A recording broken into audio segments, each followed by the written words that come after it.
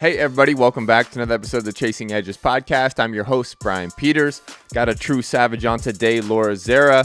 She's tough to pigeonhole into one title, but commonly referred to as an outdoor survivalist, but has held many hats. She's been a taxidermist, farrier, butcher, TV show host, TV show participant, and actor. And the list goes on, but just an incredibly capable human. And we dive deep into it on the podcast, where it isn't even about your title. It's about your capability and why you should spend a lot of your time and consciousness growing your capability, knowing yourself, pushing yourself, and finding your limits and what is your true potential. And that goes down a lot of rabbit holes on the conversation. But we also touch on all things nature, obviously the survival aspect of it, but also the lessons that can be learned out there, why she craves it, but in particular the contrast between the outdoors and the matrix as we refer to it, but also just the normal modern world. And then we keep going down that rabbit hole of also the correlations of what you can learn from both and how they are intertwined and also forced on us today, but why you should push yourself to be outside, but also be incredibly resilient and capable. It's a massive microcosm for life, and we get deep into all those rabbit holes, so hope you enjoy. Laura, welcome to the show. Well, thank you. Excited to have you on. I'm excited to be here. Well, let's go. You know the drill. Where in your world are you chasing edges right now? Where are you learning? Where are you growing? Well, you actually inspired me to get into painting again, Let's go. I think the last time I did that, I was probably 12 years old. So it's still fresh. But yeah, no, I don't know. I feel like most of what I do with my body is so physical that having something where I can kind of detach from my brain and thought process, but still get to, I don't know, do something and stimulate that artistic side, it's been really fun to get back into. Yeah, no doubt. And it's a different world where I think obviously a lot of athletes listen, and obviously I live more in the world of like human performance and that side where like that is a balance. Mm-hmm. And so as far as like, what have you felt as like the benefits? Because I treat it kind of like meditation, where it just like I'm in that flow state just working, then you're working for an hour, then it's like 4 hours. Yeah, well, exactly. And I feel like the only way I've ever been able to achieve that mental space of just, I don't know, being present and not being too in my head, which is my worst nightmare. It's like you can achieve that without having to go out, and, you know, it's going to be winter in Montana here soon. So daylight hours are short. Being out at night in the snow and cold is not super ideal or something that I'm going to be doing every single night. So having something where I can just have my mind go to those glorious places of disconnection and, you know, just get to exist and be, but still create at the same time. I don't know. It works different parts of my brain, and it just balances me out. And it's kind of like an escape from the stress. Because otherwise, you know, you're in the house and you're hanging out and you feel like you need to be doing work or going on, I don't know, social media or something terrible. And I'm not a TV person, so I don't want to be doing that at night. And it's just, you know, you don't always want to read. So it's a nice little thing. Yeah. Thanks. So you usually get that piece or that kind of check out or disconnect from nature though, correct? Yes, very much so. Yeah. Well, I love that. Because like I've obviously just, chasing you around the woods and that kind of thing. Like I've got to experience it where like prior to joining you, I've gone on like maybe the weekend boys camping trip or like my hikes and those kind of things. I did some longer hikes in New Zealand, but still in that realm was nothing compared to what I experienced out for like a week long checkout, no service, obviously in the mountains. So if you can kind of elaborate on like why you think the disconnect, or like what is your infatuation, or like at what point did you figure out that nature was that kind of checkout release for you? I mean, I think the first part of that is just the fact that nature is the great equalizer. It doesn't matter who you are, where you're from, what your job is, how much money you have, everyone is treated the same out there. So existing in that space, you are completely at, I don't want to say the mercy, but you're at the mercy of whatever happens. And to be able to respond well, you have to be present. And it's the one place in our crazy world where we can go and still be present, and you're held immediately accountable for whatever your actions are. And I love that because it just keeps you in that moment continuously.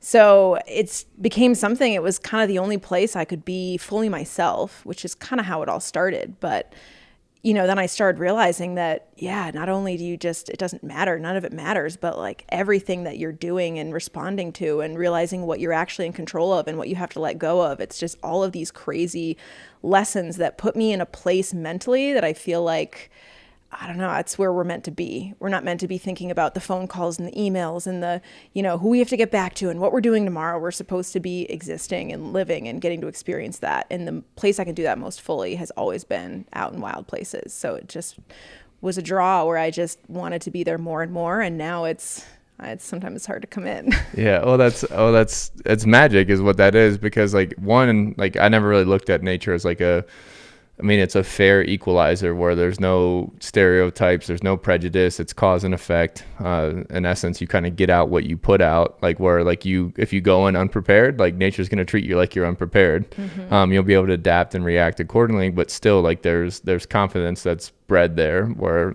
like I think where like the matrix as we like to call it, obviously you have the politics and the communication and things that can always dilute what's really going on or influence like your piece as far as like people reaching at you on social media or email and those kind of things. So I always want to push people towards, and the fact that we have to put science behind like 3 20-minute exposures to nature and things like that, I think is trash in essence. But as far as like on some of the most recent podcasts, I'd start to hint at where nature is actually like built into us as our down regulator.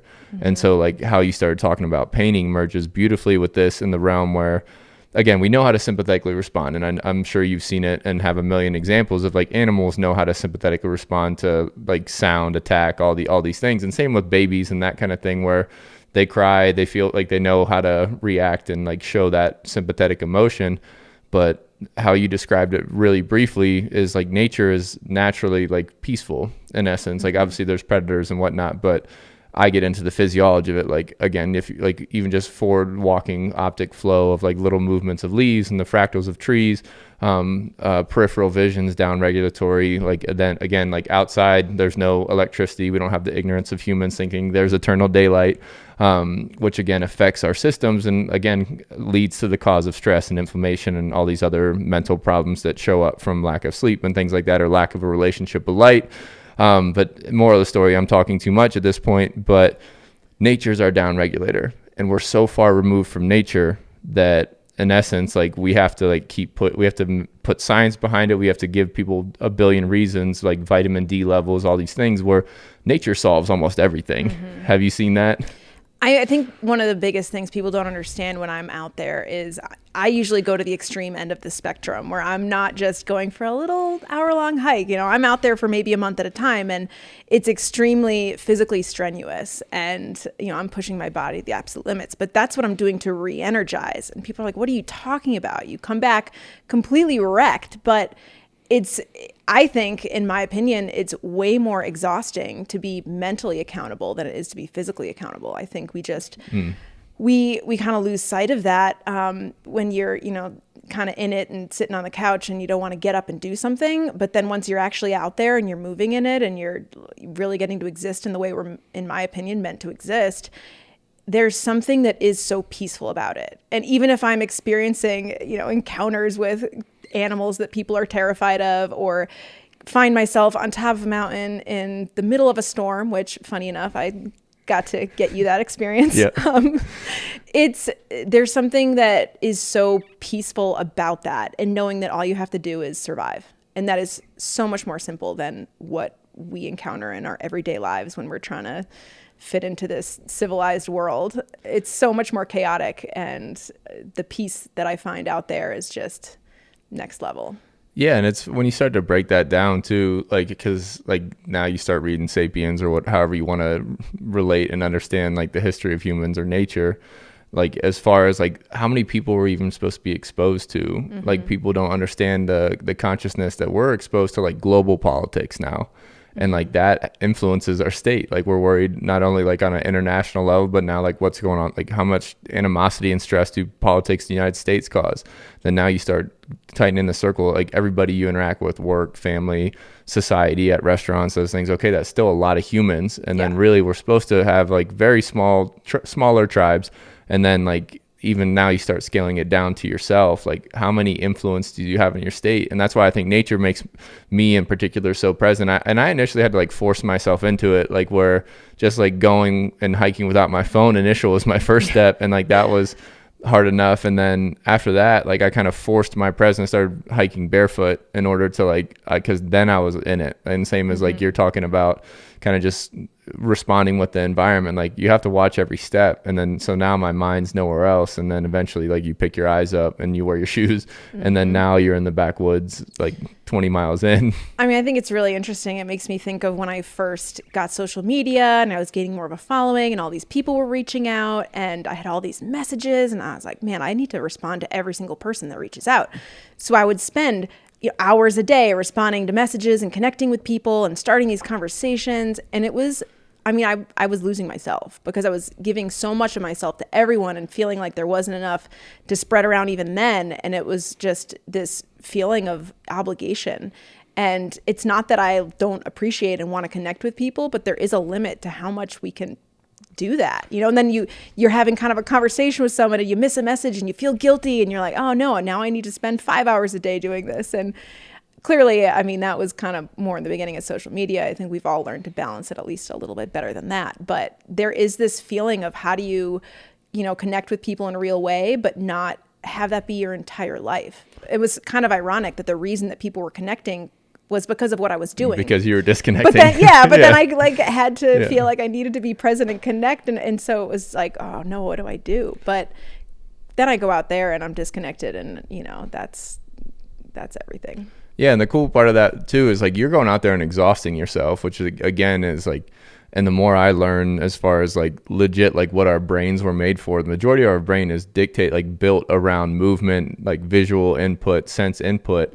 And obviously like being inside, like again, I ran on here too much about your 70-degree bubble from your house to your car, to work, to your car and back home. And like we're built to, and we have these energy systems to combat that. And obviously I pushed like the sauna and ice for that reason, but like being out in the backwoods was super introductory for me, whereas like, you kind of always got to have a little, you're much more aware of what's going on with the weather. You're watching it. You're obviously feeling it.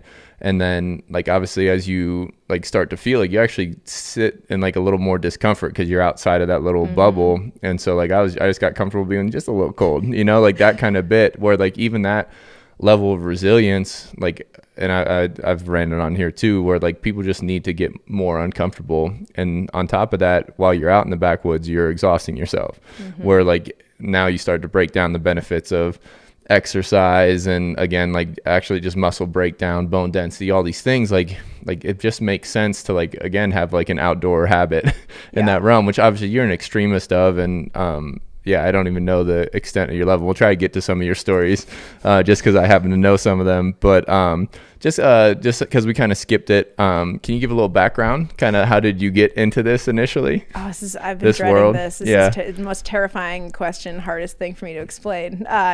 So I guess when I was young, I was just a total weirdo, which I feel like everyone thinks they were weird when I was a kid, but I was pretty weird.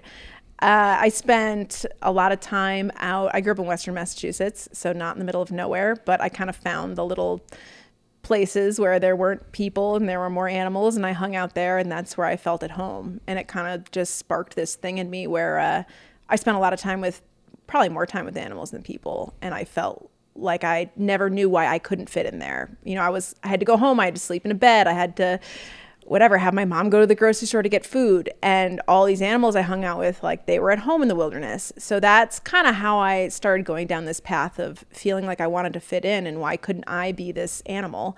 And it was before internet, so I couldn't just, Google. Survivalist wasn't a thing back then, which I still struggle with that term, but that's a whole nother story. I just wanted to learn how to exist out there and not need all the tethers that kept me coming back to society. So I learned a couple edible plants. I kind of just tried to read books at the library and figure out how people used to live. And then I just started experimenting. And then I started putting myself into situations that got more and more extreme as I, moved out of the house and was on my own and didn't have my parents knowing what I was doing, because they would have been pretty mad. It just kind of spiraled into this whole crazy existence I have now, or the more I experienced it and the more I got uncomfortable and failed and figured things out, I became addicted to that feeling of freedom. And it was this combination of, you think humility and confidence. And that's kind of just what I learned out there. It was like, man, I'm never going to be able to control the weather. I'm never going to be able to choose what I have around me, but I can figure out what aspects of that I can control and how to use them to my benefit. And so it was this dance, and I haven't been able to stop. And I was a really sad kid, and I'm a really happy adult. And I think being able to find my place and have that freedom when I go out into wild places I'm so happy that I am able to live the life I live, because I don't know what I would do if I had to work a 9-to-5 job that I didn't like. Yeah, and in that realm, it's kind of like, I don't know if we've talked about this approach as much before, but like, kind of, I had Adam Van Rothfelder on here before this, and what you see in kind of these habits of like successful entrepreneurs, I'm sure you don't want that title in any way, shape, or form, but they kind of scratch their own itch or solve their own problems. And in essence, you felt how you felt, and then you got in a place where you felt better, and then eventually you learned and became incredibly competent and capable, and like that is now in some variant your job, which like survivalist is an interesting term too. Really, like, I don't know, I can't even think of a better term for it. And I don't think titles need to exist anyways, but in that realm, like, you created a life you want to live. Other people create a product that becomes their life because they have passion and purpose behind it, which is easy because like that in essence is a variant of your purpose, is being outside again. I don't know a better way to say it, but being at peace and, God willing, be able to make a living out of it. Yeah, it's an incredible, what a time to be alive. But yeah. Seriously, because I didn't see Survivalist on the list when I was in high school, and the guidance counselor was asking me what I wanted to be. Yeah, doctor, lawyer, teacher. Yeah, that's totally. Yeah. And I think kind of going down different career paths that seemed more normal, it felt like I would always be compromising. And not to say you don't have to compromise on some things in your life, but I just knew that I wasn't going to bring passion to it, and I wasn't going to feel alive. I was just going to be forcing down those parts of myself that I wanted to live in. And so it's been pretty incredible to have, the opportunity to be able to pursue what I love fully and still, get to be a member of society. Yeah. Well, in that realm, just because I do know your story, a big, I think more, it's like a respectable thing that a lot of people can't get out of their own way to like pursue a life that they would like thoroughly enjoy day in and day out. So like, I think intuition and feel are massive, and people know how they feel, like whether it is like they hate the Mondays or whatever it ends up being. But when you're in college, you went through the majority of the college experience except for a couple weeks. Yeah. Well, that's a whole nother story, but yeah, it was basically, I was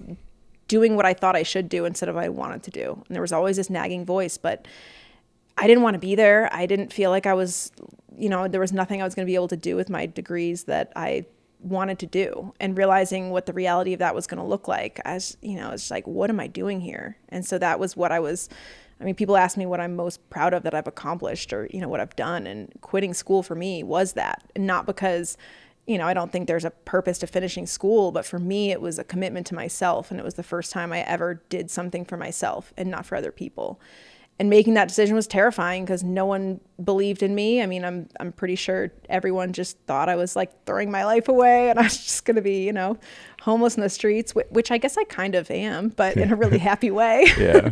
But no, I had to believe in myself, and I had to believe that whatever I was, going to do, even though I didn't know what the end goal was, and I still don't even know what the end goal is, I just knew that if I kept following what I loved, I'd figure it out along the way. And believing that and not listening to what everyone else was telling me I should do, that was really hard, but especially at that age, but it was the best decision I ever made. Yeah. I kind of, whenever I do have this conversation with people, I always people can say I was in a better position to make the choice or whatnot, but it makes logical sense to like pursue something that you love or at least mildly enjoy doing, and then figure out how to make money accordingly and like solve that problem.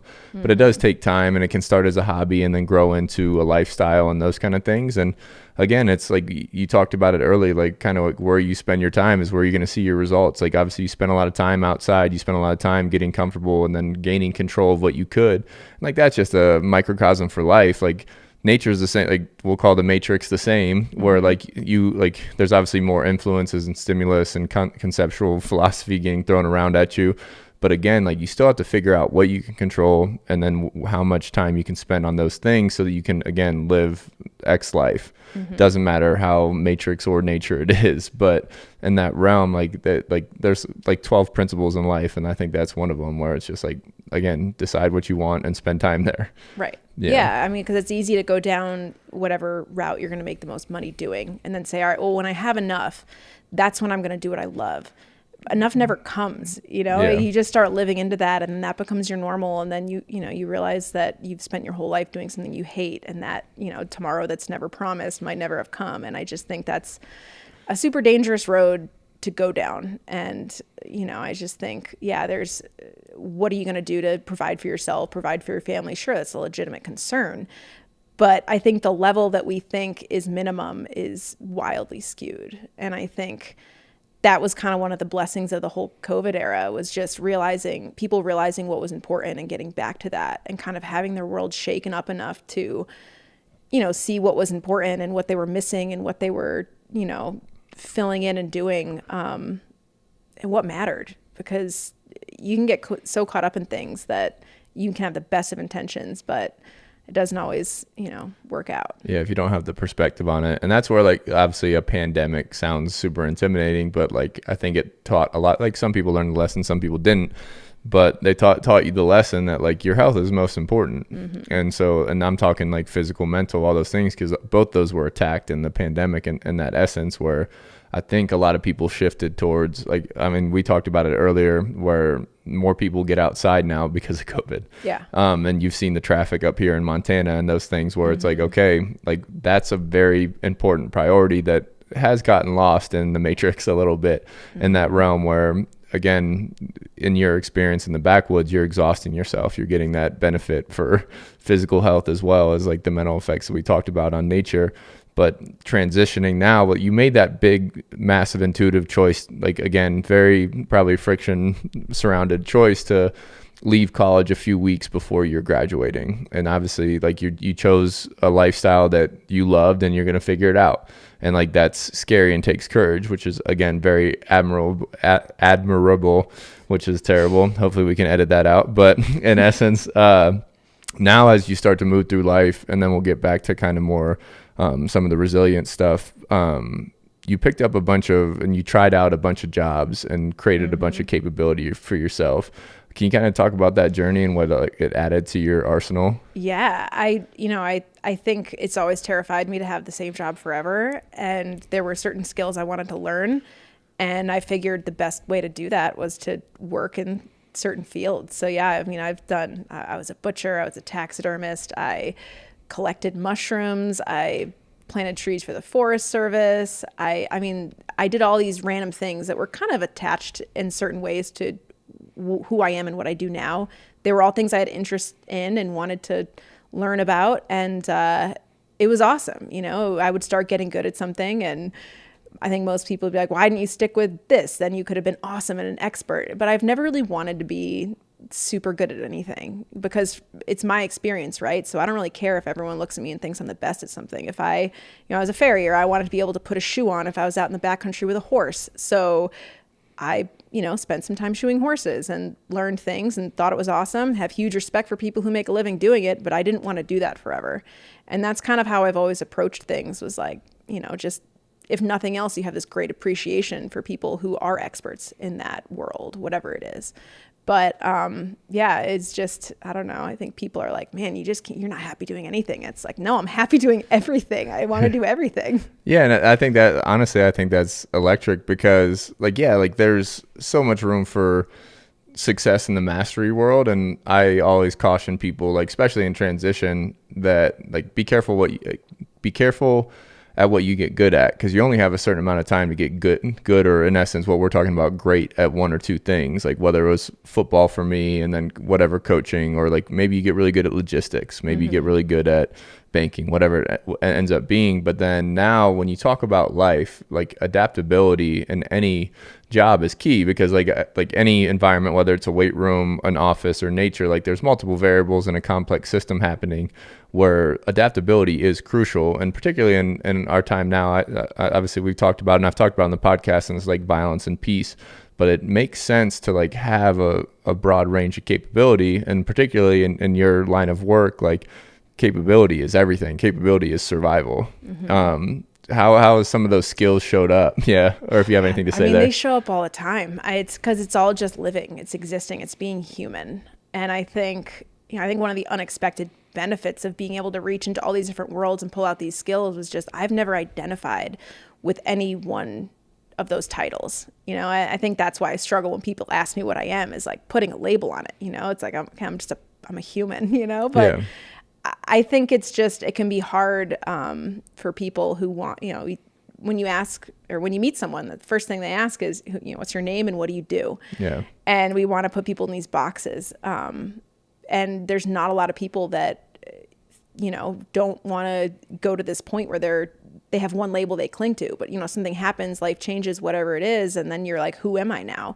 But if you don't get your identity tied up in a title like that and like put it in one box, I think there's psychological benefits to that. But then just being able to pull from different skill sets and know a little bit about everything. I mean, it shows up all the time. I mean, if the whole system were to crash, I'm okay. And it's not because I've studied what to do in the case of an apocalypse. It was kind of honestly a side product. I didn't start this, trying to be the best at living through a disaster, but the end result kind of was that, but I am. No, yeah.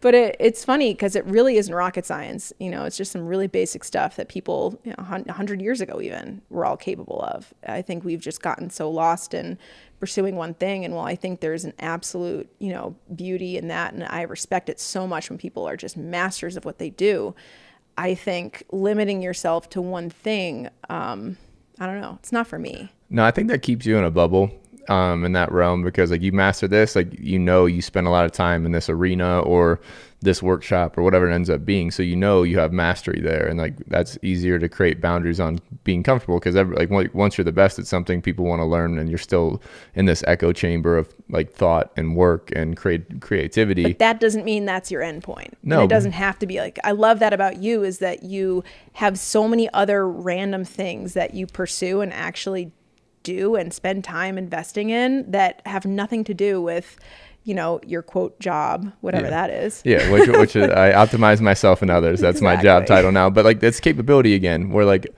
talking to guys in transition, instead of like making these massive, like I talked with Caroline Burkle, an Olympic swimmer, on here, where life's just like, as far as titles go, life's just a bunch of little let goes, because no matter what title you're holding on to, single, in a relationship, this vice president of X, Y, and Z, onto like mother, grandmother, like you're always changing titles, and like the ability, like that's just like life's gonna always be like that. Everything's finite, both your pulse and your occupation. Mm-hmm. So in that realm, like those things, like you should have a relationship with those things that like is, again, like amicable in that realm, because like now as titles come and go, which is definite, which is finite, your capability will always be in your control. Mm-hmm. And so again, same, like if you spend time in the weight room, you get strong. You spend time reading, you get smart. You spend time on sales tactics, you probably become a better salesman. Like your capability is always in your control, and your title will change based on your capability. If you lose capability, you probably can get fired.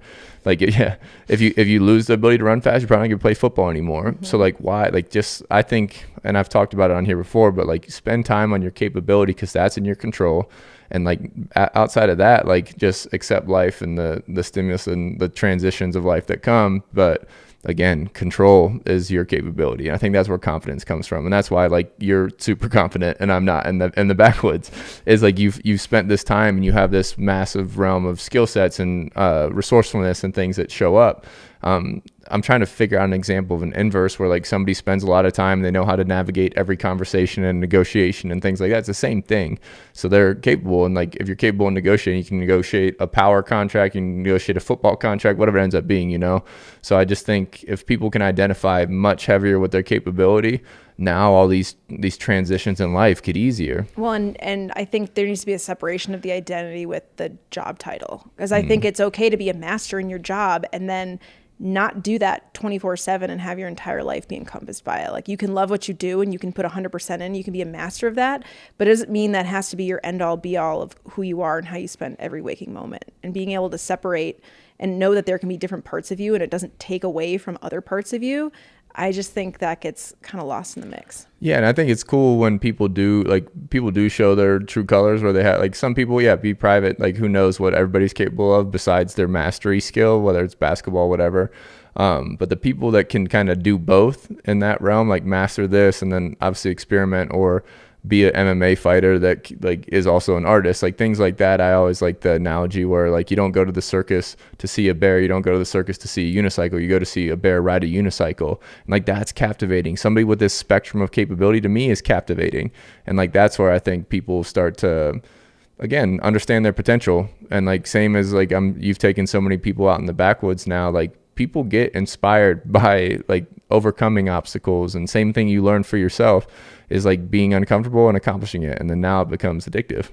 And I think any profession or any opportunity to get uncomfortable, which just nature and predators happen to give you that, I think is really cool. But I think I just think that's a fun way to look at it and start to deconstruct it and start to look at like, okay, like I can be a really good father, but I can also be a great friend or a great boss, and whatever it ends up being, you know. I think it's like stretch your capability. It's going to lead to, I think, a better human. I mean, speaking of stretching your capabilities, so I got to take you on the first big backcountry trip you ever did.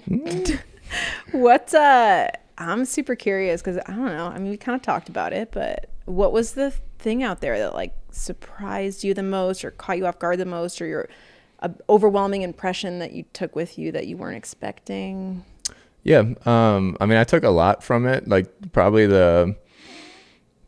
I'd still say the primary takeaway was the peace. Like initially I was reaching for my phone constantly on like day 1.5, and then eventually that faded. And then now I'm worried about losing you as far as like capability, which actually did happen. Yeah, that did happen. And that story is actually on one of the new Q&A things that's coming out soon. But besides that point, like actually I'd probably say the biggest, like when I got lost was probably my biggest revelation, where it's like, okay, like you are nowhere else, like nobody's gonna save me. Hopefully Laura's gonna save me. But in that realm, it's like I started solving the problem and I was fucking there. I wasn't worried about my email, like I wasn't worried about where I'm gonna be next year. Like, and that realization was like, okay, how often can I get not lost, but like how often can I get this present? And it was cool because like there was like a fear aspect of it, and like I usually kind of use fear as like a gauge of like, okay, I'm doing the right thing in essence. But it was just kind of a whole new, like, because this is like physical, like life and death fear. And granted it was played out, unless I went down to the other river, could have happened. Yeah, but besides the point, that, and then the temperature thing was always like constantly awakening me. And then like even like when we were doing like the cold plunge in the morning, and like I felt more resilient the rest of the day versus all these little temperature changes. But I think it's just you're in the environment and you're aware of it. And I think in kind of the real world or the matrix, so much falls like out of your conscious perspective, like whether it's like what's in the house, like what's on the TV, like all those things, you're just not really in it. And I don't know a better way to articulate it, where it's like, because like honestly, like you see something move in nature, like you're paying attention to it. And me, with my initial fear of predators and those kind of things, I was always kind of on edge. Now, like you see cars rip by, you see X, Y, and Z, like it's just normal life. And cars are so much scarier. Yeah, and we've talked about that too. But yeah, it's like, and then now like the trust with other people driving, but like, and anyways, I don't go down that route, but yeah, I think it's the temperature and then like the presence that you can get from either being lost or just like, again, we're searching for antlers. Like I'm like I can get lost in that. I can get lost like again, hiking and searching and that kind of thing. And I think with the distractions in the real world, that realm, like I don't have as good of ability to focus on that. Like obviously we control the environment by going 50 miles away from another human. Now it's like how much of those skills can I bring back and kind of focus and stay in flow while I search for whatever I'm doing in the matrix. So like that, I think that was my biggest takeaway. I love the term lost. It's so funny because like a wolf never thinks it's lost, right? And like a deer never thinks it's lost. Even if it has no idea where it is, it's never been to that part of the forest before. But it's interesting that we have this fear of not knowing exactly where we are, and we need control over that. But being able to know that wherever you are, you can support yourself and stay alive. I mean, I think that's kind of part of what I've always been seeking, is just like being able to be anywhere and feel like you're at home and that you're not lost. But it is really interesting, the kind of level of starting to break down the psychology of where we all get to. You know, I got to be home at night. I got to sleep in this bed. I'm uncomfortable being in a hotel. But you can go out and be totally lost and still find peace. And I think that's kind of the level that I've always tried to achieve, was just knowing that if I was there, then there were factors I can control and I'd survive and be okay. And the freedom that comes with that, I think, has been one of the biggest things I've been chasing. Yeah, my wheels are spinning now. Well, just go like my wayfaring's trash, but like even like obviously I depend on like everybody to depend on the phone and those kind of things. But the concept of being lost in general usually like sparks frustration or fear or something along those lines, particularly when you don't have any technology attached to it. But it's also, yeah, I'm trying to think of a better way to approach it, because like it's kind of like being at home in your own skin in essence, but like your capability breeds that level of confidence in a lost scenario. And like if you have, I'm trying to think of a real world example where you're lost in the real world and you have to rely on your capability. And I'm so dependent on technology in the real world, where it's just like, it's just kind of been programmed out of me a little bit, as far as like, I don't know, like even like the esoteric side of like being lost after football. Like I still had plenty of capability. Like if I was physically lost, I'd still have my same capability. If I was like transitioning titles and that stuff, I still had the capability to take on a new title. The lost concept just kind of floored me. I can't think it through yet. Yeah, I mean, I think there's a huge, everything I've learned in the backcountry has these super surprising and strange parallels in the civilized world, for lack of better terms, the matrix, whatever you want to call it. But I mean, I think it's kind of any time that you're not in that safe little comfort zone that you expected, that, you know, you feel confident in, knowing that you can figure it out, even if you have no idea how. Just knowing that, yeah, how you got to the top in football, you know, you could go down another road. And this idea that we're supposed to be experts because we're grown-ups now, right? Yeah. It's like, no. Talk to anyone. I mean, no one feels like they know what they're doing. And half the people I talk to just are like, I can't believe I've bullshitted my way this far. But yeah. I mean, being able to figure things out, it's a whole nother skill. It's just knowing that even if you're not in complete control and you don't know every single detail of what's going to happen and how it's going to play out, just that you're a capable human and you can figure it out along the way and learn what you don't know and be creative and utilizing what's around you. And I don't know, then anything else is a bonus. Yeah, you just kind of demystify life to where it's like, again, it's the process. Everything's always changing. Change is only constant in life. And like that even if you're in your protective little bubble, like if you relive the same day 5 days in a row, Monday to Wednesday or Monday to Friday, Jesus, in that realm, like no day's the same. You're not the same person. You have another day of perspective. You have another day of experience on whatever interaction you have. Like, so it's really not the same. It's kind of like that. What is it? Same man, different rivers. Like the guy that got into the river.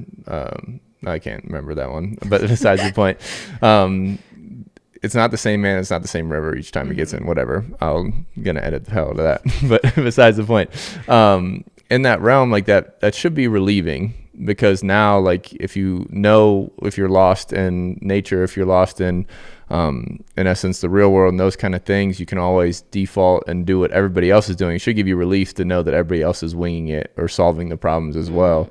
And so I always trying to push that, like, no matter what someone's narrative is, I try and demystify the fact that, like, nobody has it figured out. Your parents didn't have it figured out. Your coaches, nobody. Like the president's trying to figure it out, you know? So it's just like, in that realm, like, embrace the process and hopefully get in an environment where you enjoy being, an occupation you enjoy doing, or being around people you enjoy being. And then after that, like, because that's in your control.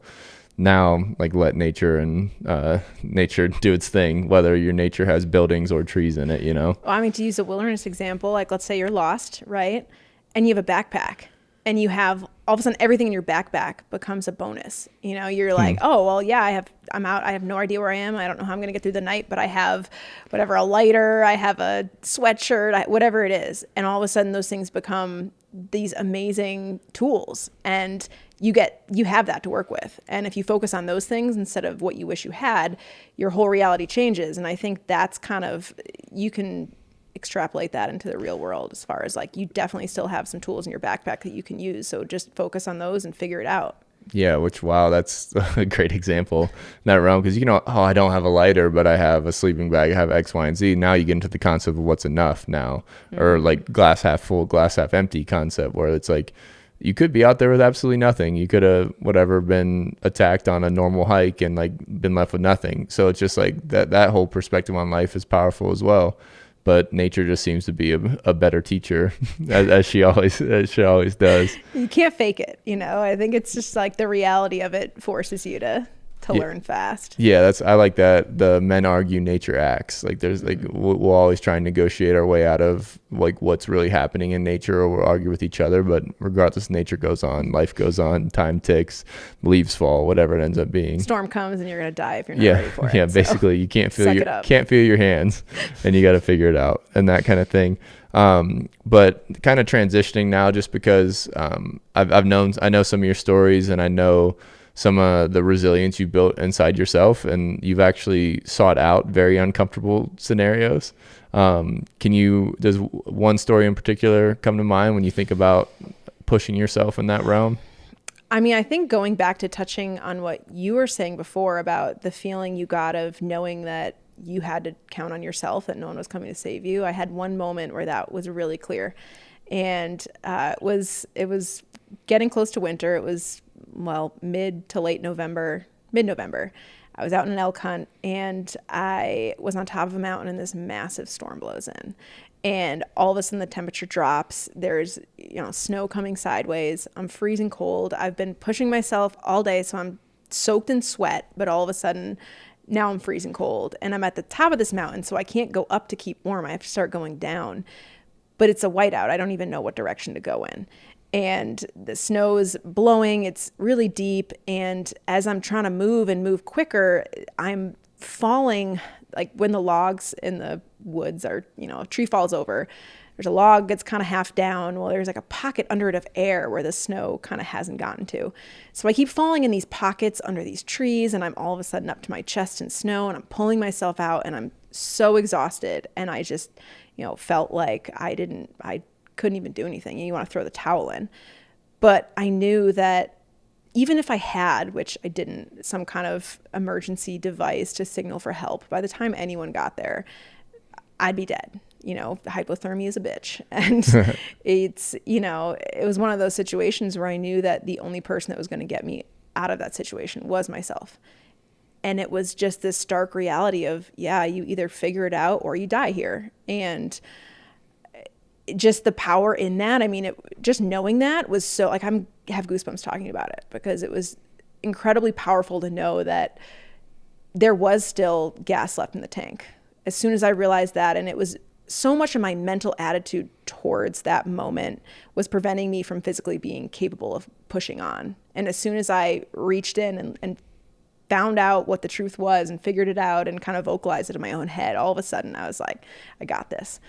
And I think it's just those moments of, the greater the need, the greater the result, which is something I've lived by. You really don't know what you're made of till you're in that situation. And when you can put it out in black and white, just lay it on the table and look at it and realize that, you're going to find a way to do it. It was for sure scary, but at the same time, it's one of my favorite memories of the wilderness, because it was this changing point of knowing that no matter what, I'm going to be able to have my own back, whether it's in the Matrix or out there. And that, there's just so much more capability that's underneath what we think we're capable of. And exhaustion is usually, it's not like a fine line like we think it is. Yeah, it's some people say the mind goes for the body, obviously. So, and like when you're forced into, what was your saying right there? The greater the need, the greater the result. Yeah, I like that a lot. Yeah. And that realm, it's and then like I liked your other view on exhaustion as well, where I have Coach Cav, who's been on the podcast. He has a saying where mental toughness is when you find fuel on an empty tank. Mm-hmm. And like, in essence, that's the scenario you were put in, which is, again, incredible. Mm-hmm. And also it's cool what you've done with that too, just because I know some of your tactics where I think people can, in essence, like when you step to a scenario, whether you see a predator, whether it's life and death in the snow for you, or now you're talking about the arena, and these scenarios, you can kind of get like anxiety or adrenaline. And adrenaline will obviously carry you through, but if your mind latches onto the anxiety and the fear, and obviously it becomes a limiter. And even when I work with guys on mental skills or anything like that, 9 times out of 10, like their head's in the way, and you can, again, push through and reframe and get to that. But like, obviously the environment taught you that really, really simply. Yeah. Yeah. I mean, there's a million examples I can think of, but something that happens all the time is you think you're going somewhere, and all of a sudden you realize you've put all this energy and effort into going in the completely wrong direction in a very physical way. I mean, there's definitely, this whole thing's going to be a giant metaphor for life, but there's definitely, there's a million times where you get to that point and you're like, wow, I put in so much effort and I wanted to be here, but I'm, in completely the opposite direction, completely not where I want to be. And finding the mental capacity to turn around and head the other way and not, just give up. I mean, that's something that happens all the time. And it's like, all right, cool. Like, and then I always end up having some crazy experience that was amazing on the way back that I would have never had I gone in the right direction and made it to where I wanted to go first. So I think that's really helped me in my life as well, is just knowing that, sometimes you feel like you're backtracking, but in reality, it might be exactly what you needed. Mm-hmm. Yeah, that's a superpower. Like that ability, like you can look at it how you want to, but like not a lot of people, I'm just speaking in generality basically, but like if you spend time and you spend a couple of years, or you spend X amount of time trying to master a skill, and you come to the intuition that like, this isn't for me, that's time well spent. And like, granted, you're talking about energy. Well, like maybe I don't have enough energy to get home and stay alive. Like that obviously different thing, but it's embodies the same philosophy that, again, like, no, like where you, like, again, you can spend time in the wrong place and it's the right path because it's going to get you to eventually closer to where you want to be. And I think that, and obviously you, again, experience the roller coaster of life on the way back where you end up having a better experience too. Yeah. And then you learn about yourself. And then I know, just because I know some of your stories, then you, with the relationship with exhaustion, you've chosen to train when exhausted. And obviously like that's kind of like the extreme, and it's really counterintuitive to what everybody does, because like a lot of people, myself included, fall victim to their feelings and their emotions, where it's like, I'm exhausted, I'm not going to go lift. I'm exhausted, I'm not going to take that course, whatever, and or make that call or whatever. And people, like, it's really easy to say that, where you've gone a different direction. And I think this is incredible, where like at night, where like, you feel exhausted, and then you'll go to choose and go run out in the middle of the night and like test your exhaustion. And I think that, like, how did you forge that mindset? I think I just started looking at things from a mindset of being curious. Like, I was looking at myself as a science experiment. Like, wow, I don't know what it's like when I feel like I'm starving, or when I, am dealing with all of these factors that I don't have sleep. I need sleep every night. If I don't have sleep, what is it going to look like mentally? And I just developed this fascination with knowing and separating myself from the emotional aspect of that. And I think it started when I learned how to deal with the cold, and I had to look at it really scientifically, because, like we talked about the 70-degree bubble, if you're not in that and you start to feel a little cold, your mind tells yourself that you're dying, and that's not true. At the same time, if you're actually dying, but you're telling yourself, oh, I'm going to be fine, and you're trying to tough it out, then you can get in a really bad place. Yeah, so ego gets in the way. Ego gets in the way. So how do you find that line? And for me, it was just going through this really analytical series of tests where I kind of look at it as if I was a third person looking at myself. And it's like, all right, where, can you feel your fingertips? Where does the feeling stop? How far up your arms does the feeling end? What's your core? Can you stop shivering right now? And I would run through these series of questions and really just take data and look at the data instead of how I felt about it. And it was super interesting to me because oftentimes I was like, oh no, I'm just being a super wuss right now. Like I am fine. But taking that and then putting it at different parts, looking at different aspects of my life in the same way. So yeah, I feel like I'm hungry, but is it because it's 12 o'clock and I'm supposed to eat lunch right now? Like, am I mentally hungry or am I actually in need of fuel?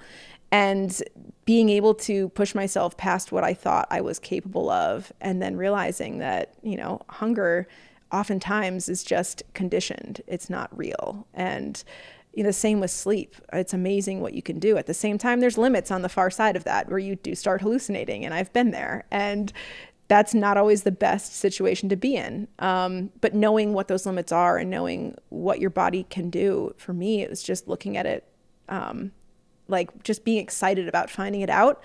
And then it was like, oh yeah, well, whatever. It might be a little bit of discomfort, but it's so cool. I get to experience it and find it. So I wanted that endpoint and that knowledge so much that it was worth what I was putting myself through. Yeah, those data points end up being like, and the way you made them objective as well is really cool because like even obviously the physical standpoint of like how far you can go at what amount of sleep, at what hydration and food level and those kind of things too. But what's a good way to ask the question? Because it's a philosophy and like it's like the third person objective view of your life is really important. That's why I push journaling. Like that's why I think it's, again, the ability to detach from emotions and make logical decisions is, again, a separator in the business world and life in general, because I always liked Mark Manson's view of it. He explains it in his book. I can't remember. It's called Hope. Like Everything's Fucked, a story about hope. Great title. Great title. Great title. But in the realm, like he starts to break down like the feeling and like the emotional side of your brain and the logical side. And everybody thinks like makes us into an example of a car. Like we're all cars. We think the logical side of the brain's driving, and it's not. In essence, like we're suspect to our emotions, our feelings, and our physiology, and that influences our psychology. So he says basically, your logical side of the brain will always justify the feelings. And so you need to learn how to speak to your emotions or detach from your emotions. And I think that's really cool because that's in essence what you did. So now, like how often, like when we do get in our feelings, when we do get hurt, when we do get whatever, can we step back? What happened? How far could I go? What did they really betray me, or did I put my trust in the wrong place? Anyway, all those examples. But I think that objective version, like that's a separator, and like because obviously it's allowed you to push your boundaries and we'll call them a healthy manner in that realm.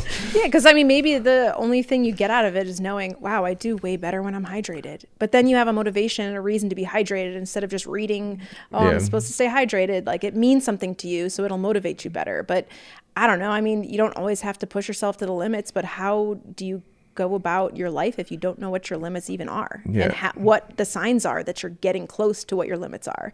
So I think just learning about your own body and what it's capable of, even if, you don't ever want to be there again, just find out what they are and experience what happens. It's just, the whole hangry thing drives me nuts because people are like, oh, I get hangry if I miss one meal. And it's like, wow, like learn how to control your brain a little bit better. Yeah. Like, and your urges and your emotions. In that place. Yeah. It's emotional. It's not physical. You're not dying. You're telling yourself you're dying. You're not dying. You're fine. Yeah. I think that's a great way to look at it. Just again, like you're stepping back, but like obviously the name of the podcast is Chasing Edges, and that realm, like I think everybody should push themselves to their potential physically, mentally, spiritually, emotionally, whatever it ends up being, whatever platform or modality you choose to experience, like, yeah, you should find your potential, and like you'll stay pretty happy and curious the rest of your life. But if you sit in this comfort zone and you never track your potential, or you never seen even how far you can go, like that, I think again that experience is a teacher. Those feelings, your feelings change when you get exhausted. You're feeling like, I always like the saying, fatigue makes cowards of us all, but like men in good condition have more courage to spare. Incredible. And so that, in that simple essence, like everybody should strive to have some level of understanding of their end conditioning range. Because like if some, God forbid, some crazy thing happens and a gunshot goes off and you have to run or you have to act, like you need to know what you're capable of. And like that's an extreme example, but still, like life can throw you whatever type of curveballs, and if you're not physically, mentally, or even aware of your boundaries, like you're going to have a lot more stress, anxiety, and lack confidence. And like that's the same reason that we started on, is like stretch your capability, and and then now, like as you stretch, like track, like you can't manage what you don't measure. Let's measure everything up to a point, and then we'll go from there. And then now you get into like the time, and like, okay, like now we can spend our time in a certain amount of places, and like everything kind of again is in essence where we spend our time. And yeah, I mean, what I love about being able to, anyone who pushes themselves to the limits and whatever it is they're doing, wilderness is where I push my edges, but it's not the same for everyone, and that's totally great. But being able to push yourself in that way, I think you really figure out how much the emotional, the physical, the spiritual, all of it, it's like it's all tied together so intricately. And when you find that at the limits and you see that, you can't separate them, as much as like you can, in the sense of like being able to look at it from the different perspectives. But then you really realize how we're this integration of all those things, and how when you like come back and you sit in it, how much of things are being influenced by other aspects that you're not even aware of. And being able to go to those limits and really figure that out and see it is I don't know, super valuable. Yeah, you're raising your consciousness level, and like consciousness is a whole nother conversation. But like, yeah, the more you're conscious of, the more you, like, again, you can eventually control, or at least figure out what you can and cannot control. And then now, again, control breeds confidence in that realm. I just we already kind of talked about kind of the anxiety, the adrenaline, but you've had some run-ins with some predators as well, where like you didn't succumb to the emotional response. Can you maybe talk about an example in that realm where like, oh yeah. I mean, there's so many. I think it's these narratives that we have in our mind that we might not even think we have. And I think, we all grew up with stories of the big bad wolf, or, whatever, what the Three Little Bears, they aren't really scary, but I'm sure there's some bear stories. Bears, yeah. Or like Jaws, whatever. Yeah.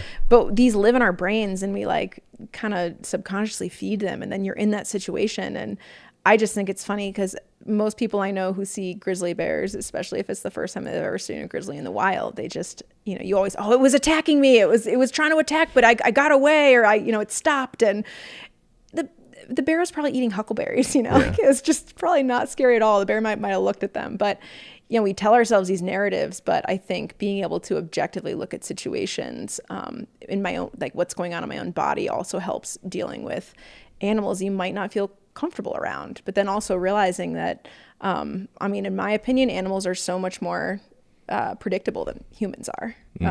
Wild animals are very much more predictable than humans are. And there's always outliers, but there's oftentimes a kind of a unwritten set of rules that you can exist by. Just being up, I think the first encounter that I had at really close range with a grizzly, I literally had to do nothing to avoid, a negative interaction. But in that moment, I just had to control my emotions. I was basically walking towards this hot spring. The sun was setting, couldn't see because the sun was in my eyes. As soon as I got close enough to this tree line that I had enough shade to be able to view what was actually in front of me, I realized this massive bear is walking right towards me, coming through the hot spring I'm like want to get into, and walking right towards me. And it's just this fear of realizing that there's no fence. This isn't a zoo. There's nothing in between me and this animal. This is when I first started going out in the backcountry, and I definitely never had bear spray, never had a gun, nothing. And I just am face to face with this massive bear that's walking right towards me. and all the emotions that came up, and knowing, okay, don't run, you don't run, but what do you do? And I'm thinking maybe this thing doesn't see me. I don't, what do I, maybe it's deaf and blind, and then it's going to realize I'm here and attack. So I'm kind of just gently talking to this animal, trying to contain my own fear. And it ended up walking, close enough that I could smell its breath. I could smell the grass it was chewing. I could smell, it kind of smelled, it had like a wet doggy smell from being in the hot spring. And it's just walking right past me. And I just, I'm like, wow, the fear that you have, and then the imagined fear versus the actual fear. Not to say you shouldn't have respect, but I think it just, having all those encounters, that was kind of the first really close call I have. But ever since then, it's just realizing that, yeah, things happen, bad encounters happen. I'm not trying to downplay the fact that grizzly attacks happen, but 99.9% of 100% of the interactions I've had with grizzlies have ended peacefully. And 99.9% of the time, the bear is either running or, wants nothing to do with you or won't even acknowledge your existence. So I think, are you going to live your life fearing that 0.1%, or are you going to realize that you're in way more danger when you drive to the trailhead? Yeah. So I think the things that limit us are often surprising when you, again, can look at, instead of this fear narrative or this limiting narrative you tell yourself, if you look at the data and can detach yourself from those emotions for a minute to really see what happens. I don't know. I am so sad about people who limit themselves from having incredible experiences by this fear that isn't real. Yeah, myself being one of them. But you've gone out a bunch of times in areas that are, quote, grizzly infested, which is a ridiculous term anyway. It's their home. They're not infesting anything. But, you've gone out. How many grizzlies have you seen? 0. Yeah, exactly. Yeah. A few black bears, but nothing. Saw some wolves. Yeah. But yeah, I was excited about that one. Yeah, that was good. And what was it doing? It was eating a dead deer. But then when it saw us, what did it do? It said bye. Yeah, it ran right the fuck off. Yeah, but yeah. But yeah, and that's obviously that can stimulate fear. And again, it's just it's an emotional inventory. When did they come up? Why did they come up? Are they true? Mm-hmm. And again, if you don't ask questions about that, or if you don't treat yourself like an experiment or research the data like anything else in life, you're never going to understand. You'll always be scared of the unknown. Right. And definitely arm yourself with knowledge and know when you are in a bad situation and you have to figure out how to get out of it. But at the same time, you need to learn those things and not just have the fear controlling everything. Yeah. And you also can't just learn from a book. You gotta get out there. Yeah. Which again is simple logic, but we forget it at times where I read a lot of things in the training world that, oh, okay, that makes sense. Science checks out. Okay. Yeah. I'll talk then it happens and you're like, oh, wait. Yeah. And even the freediving stuff, until I felt the pressure on my chest, until I understood the buoyancy, all those things, I didn't know. And so I couldn't, I was coaching from inexperience, and now the experience adds to my ability to transition knowledge, and it makes sense. And everything in life's like that, where it's experience is the best teacher, always will be. So in that realm, everybody should get out in front of the bears, but just get Amen. It. Yeah. And in that realm. And then I just wanted to, one more story. I just like the story. But I don't want to preface it too much, but the Bloody Feet marathon story. Yeah. So I like to spend a month minimum out in the wilderness by myself. It's kind of like my emotional spring cleaning, where you think everything's great, and then you go out there and you're like, oh wow, I'm alone with my thoughts for a month. I can't talk to people, which is a whole nother interesting conversation. But that's kind of a place where I also push my own limits to the extremes. And I really love finding shed antlers. And in the springtime, you can go out and just wander around in the wilderness and find antlers. And it's about the antlers, but it has nothing to do with the antlers. Again, another whole long story, but I'll keep it shorter than that. So I'm driven to pushing my own limits because, greater the need, the greater the result, right? Yeah. So stealing that. Yeah, I usually walk my toenails off. My feet become bloody messes, and it has nothing to do with the shoes I'm wearing. It's just you put that many miles, you're walking on these super steep hillsides.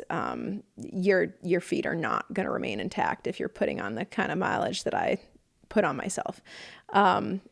So yeah, there was just one point where my feet were so swollen and my pack was so heavy because I was carrying all my antlers and my food for a month. And my my feet like expanded from all that weight, and my shoes were more painful than not having, it was less painful to be barefoot than it was to have shoes on. So I took my shoes off, and there's snow on the ground, and I'm leaving these bloody footprints through the snow. On my way out, I actually ran into some guys who were really excited to hear it was just me and not a lost child. I have small feet, so they were worried. Yeah. But then I basically had to get out of the wilderness because I'd signed up for an ultra marathon, which I hadn't ran or trained for, which was probably dumb. But I showed up at the starting line with basically, hamburger for feet. And I just looked, I was completely crippled. I couldn't walk right. And I walked up, and I just remember everyone being really concerned and asking me if I was okay and if I'd run a race the day before. And I was like, no. It's just... You ran a different race. I ran a different race. How many miles were you hiking out? It was about 40. Okay. Yeah. How much of that was barefoot? A lot of it. A lot of the hiking was barefoot too. Were you like stopping to warm up your feet and stuff? It was like, it's like spring. So there's little patches of whenever you get on an area where the sunlights hit, there's patches, but it was really nice to have numb feet because whenever they thawed out, they'd hurt. So it was kind of a balance, Right. Blood was still moving through Blood was moving. Yeah. And then the ultra marathon. Yeah. And then the ultra marathon, which was, again, just mental. Like there was nothing physical about my body that got me through that. It was just the mental like high of just being in that space. Cause I think I've built a life where I feel so much more comfortable when I'm uncomfortable. And I almost get this adrenaline rush and this high. I struggle with the day-to-day kind of boring details of scheduling and life and all that. But when I love it is when the physical aspect is extreme. I just get this like excitement as soon as I kind of feel that inner voice pushing back and my body kind of like hesitating. I'm like, oh yeah, no, I'm in it now. I love it. What's your self-talk like that and that experience when you are getting into like where your head's starting to get in the way? It just becomes laughter. Like it's not even like a self-talk of inner voice. I just like laugh at myself because it's so silly, like the weaknesses that my body imagines it has. At the same time, I know exactly what it's capable of. And so it's hilarious to me when it comes up and it thinks that it can't do something. Sure, there's like feats of strength where maybe your musculature can't support that. But when it comes to endurance stuff, I just think that's what we as humans are built for. And I love that space. The first mile of that was really hard. And then by the second mile, it was like, I can do this forever. And I just love that ability to know that, the endurance side of things is just like what we're capable of is incredible. Yeah, no doubt. And you see that, obviously you see that with all these triple triathlons or whatever people are doing and those kind of things. And people look at that ability or that potential like it's outside of their capability, and no, like everybody's systems, like we don't have for like animals, like we can sweat. Our entire system's built actually for endurance when you start to break down. And then so much of our brain's built for movement, not stagnation. Like your potential is out there in the wild in an endurance state, like if you break down the physiology and the history. Absolutely. Having a healthy relationship with pain, I think, pain is useful in certain aspects, being able to listen to what your body's trying to tell you, but then there's kind of the pain that we make a big deal. And I try to look at that like I look at the cold. It's like, all right, what is this pain telling me? If it's a blister on the bottom of my foot, like is it a infected life, going to become septic kind of deal? Or is it just something that's annoying me and I'm going to make into a big deal? And being able to learn how to listen to that, but then be like, all right, I get the signal. I understand what's happening. It's not a life or death situation. I'm going to shut that signal off, and being able to kind of turn off the emotional side of that. And then you realize that has a direct translation to the physical, the way you're feeling the pain. And I think learning to do that has been huge as well. Yeah. I just picture the Roadhouse scene where he says pain don't hurt kind of deal. Again, you're talking movie references. Yeah. Not your own. Yeah. But in that essence, like, yeah, like people don't think of like again, how our system's set up. Like our goal is to be pain free right now. And like, that's kind of how the medical system's set up, is keep everybody pain free and like live longer. It doesn't mean increase quality of life, even though you're pain free. Like that's like, what's the saying? Dr. Serrano has a good bit where, just because you're disease free doesn't mean you're healthy or something like that. I've quoted it on the whiteboard before. But in that realm, like, people don't understand, like, it's same as like the physical exhaustion side of things. Like, you don't understand the endorphins. Like, even though you're in pain, a hard workout, whatever it ends up being, even like later in like the trying to learn the concept, there's a lot of mental friction there. But treating pain with pain, I think, is very underrated. And again, just the confidence and like the exuberance that comes from accomplishing something you didn't think you did, whether it's the last set of a workout or the last 10 miles with your feet, like bare feet, things like that, where it's like, okay, can we push towards pain?